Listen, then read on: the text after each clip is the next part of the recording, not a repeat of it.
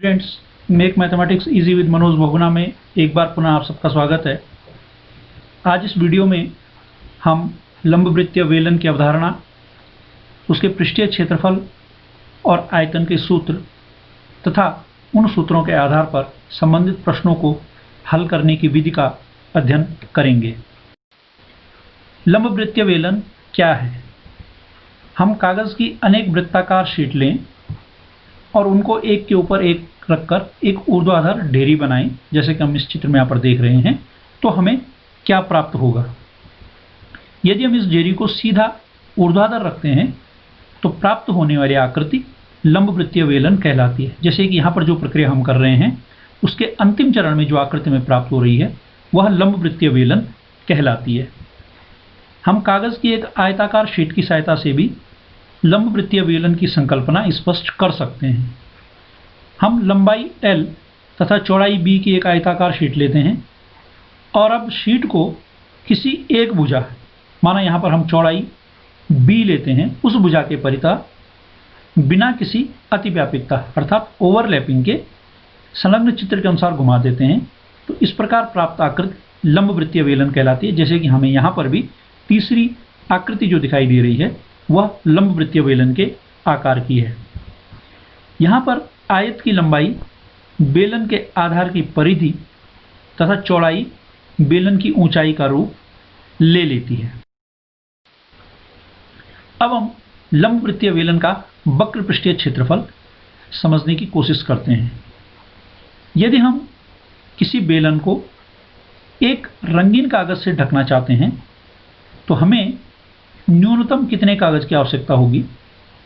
इसके लिए हम कागज की एक ऐसी आयताकार शीट लेते हैं जो एक बार बेलन के चारों ओर घूम जाए तथा उसकी चौड़ाई बेलन की ऊंचाई के बराबर हो।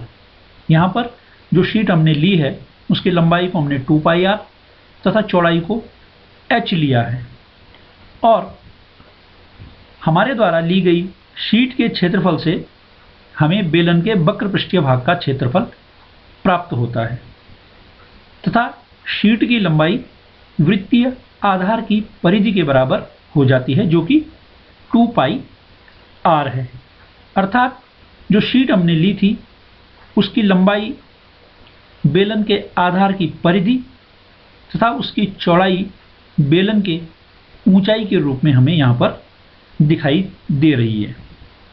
अतः बेलन का वक्र पृष्ठीय क्षेत्रफल हम प्रयुक्त की गई आयताकार शीट के क्षेत्रफल को ज्ञात कर भी प्राप्त कर सकते हैं। हम जानते हैं कि आयत का क्षेत्रफल लंबाई गुणा चौड़ाई होता है। अतः लंबाई, जो कि यहाँ पर बेलन के वृत्तीय आधार की परिधि के रूप में परिवर्तित हो गई है तथा चौड़ाई ऊंचाई में परिवर्तित हो गई है, उनकी हम गुणा कर देते हैं।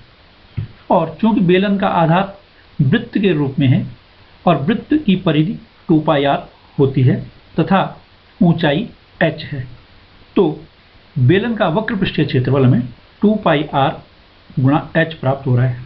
अतः बेलन के वक्र पृष्ठीय क्षेत्रफल का सूत्र 2πr गुणा h होता है, जहाँ पर r बेलन के आधार की त्रिज्या तथा h उसकी ऊंचाई है।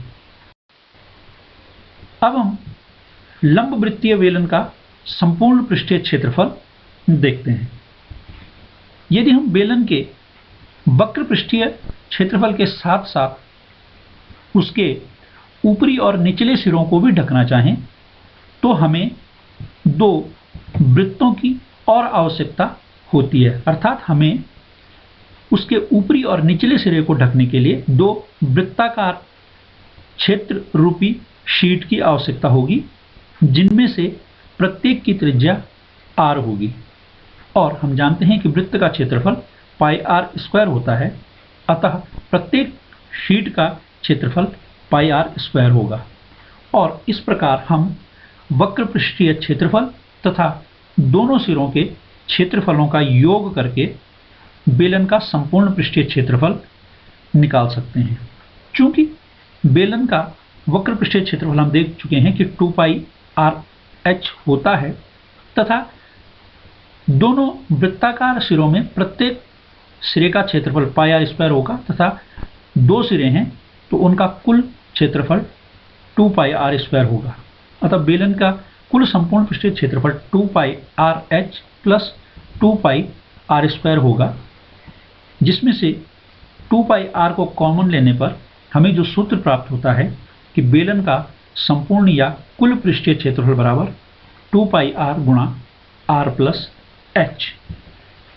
अब हम लंबवृत्तीय बेलन का आयतन कैसे निकालेंगे? हम जानते हैं कि लंबवृत्तीय बेलन के आयतन का तात्पर्य उसके द्वारा घेरे गए स्थान से है, या किसी बेलनाकार बर्तन के अंदर जो द्रव भरा जा सकता है उसके द्रव का आयतन उस बर्तन का आयतन भी होगा। यदि हम बेलन का आयतन ज्ञात करना चाहते हैं तो हम उसके वृत्तीय आधार के क्षेत्रफल से उसकी ऊंचाई का गुणा कर देते हैं।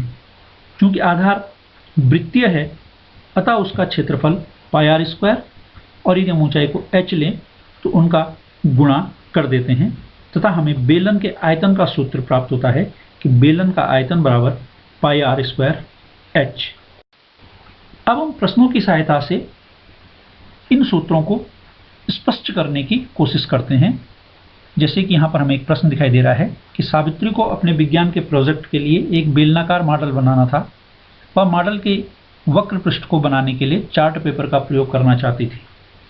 यदि वह 25 सेंटीमीटर लंबाई और 3.5 सेंटीमीटर त्रिज्या का मॉडल बनाना चाहती है तो उसे चार्ट पेपर के कितने क्षेत्रफल की आवश्यकता होगी? इस प्रश्न को हम हल करते हैं और हम देख रहे हैं कि बेलनाकार मॉडल की त्रिज्या r हमें 3.5 सेंटीमीटर दी गई है तथा उसकी ऊंचाई 25 सेंटीमीटर दी गई है। इस मॉडल को ढकने के लिए जो आवश्यक चार्ट पेपर की आवश्यकता होगी उसका क्षेत्रफल ज्ञात करने के लिए हम बेलन का वक्र पृष्ठीय क्षेत्रफल ज्ञात कर लेंगे, जिसका कि हमें सूत्र ज्ञात है 2 पाई आर एच होता है। हम दिए गए मानों को निर्धारित सूत्र में प्रतिस्थापित कर देते हैं और हमें बेलन का वक्र पृष्ठीय क्षेत्रफल 550 वर्ग सेंटीमीटर प्राप्त होता है। अतः हमें उस मॉडल को बनाने के लिए 550 वर्ग सेंटीमीटर चार्ट पेपर की आवश्यकता होगी। इसी प्रकार एक अन्य प्रश्न में धातु की चादर से 1 मीटर ऊंची और 140 सेंटीमीटर व्यास के आधार वाली एक बंद बेलनाकार टंकी बनाई जानी है। इस कार्य के लिए कितने वर्ग मीटर चादर की आवश्यकता होगी? प्रश्न को हल करने पर हम देखते हैं कि हमें बेलनाकार टंकी का व्यास दिया गया है और हम जानते हैं कि व्यास त्रिज्या का 2 गुना होता है, अतः 2r बराबर 140 सेंटीमीटर। टंकी की त्रिज्या ज्ञात करने के लिए हम व्यास को 2 से भाग दे देंगे जो हमें 70 सेंटीमीटर प्राप्त होता है तथा इसको हम मीटर में परिवर्तित करेंगे। हम जानते हैं कि 100 सेंटीमीटर बराबर 1 मीटर होता है, अतः इसको 100 से भाग देने पर हमें इसको मीटर में परिवर्तित कर देना है और हमें टंकी की त्रिज्या 0.7 मीटर प्राप्त हो जाती है। अब हमें बेलन की ऊंचाई 1 मीटर दी गई है। हम इन मानों को बेलन के संपूर्ण पृष्ठीय क्षेत्रफल के सूत्र 2 पाई आर गुणा आर प्लस एच में प्रतिस्थापित करते हैं और गणना करने पर हमें बेलन का संपूर्ण पृष्ठीय क्षेत्रफल 7.48 वर्ग मीटर प्राप्त होता है। अतः हमें बंद बेलनाकार टंकी को बनाने के लिए 7.48 वर्ग मीटर चादर की आवश्यकता होगी। आयतन को समझने के लिए हम एक प्रश्न को यहाँ पर हल करते हैं कि एक बेलनाकार बर्तन के आधार की परिधि 132 सेंटीमीटर और उसकी ऊंचाई 25 सेंटीमीटर दी गई है। इस बर्तन में कितने लीटर पानी आ सकता है तथा हमें दिया गया है कि 1000 घन सेंटीमीटर बराबर 1 लीटर।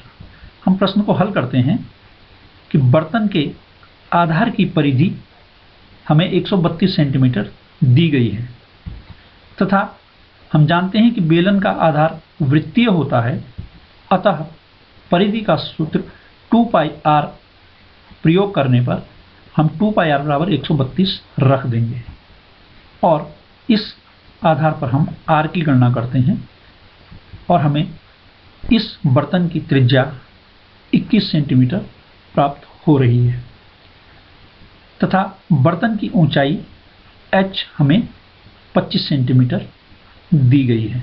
इन मानों को आयतन के निर्धारित सूत्र में हम प्रयोग करेंगे और हम जानते हैं कि जो बर्तन का आयतन है वह बेलन के आयतन के सूत्र को प्रयोग करने पर हम निकाल सकते हैं, जो कि πr² h होता है। तथा इसमें हम r तथा h का मान प्रतिस्थापित कर देते हैं, जो कि गणना करने पर हमें 34,650 घन सेंटीमीटर प्राप्त होता है।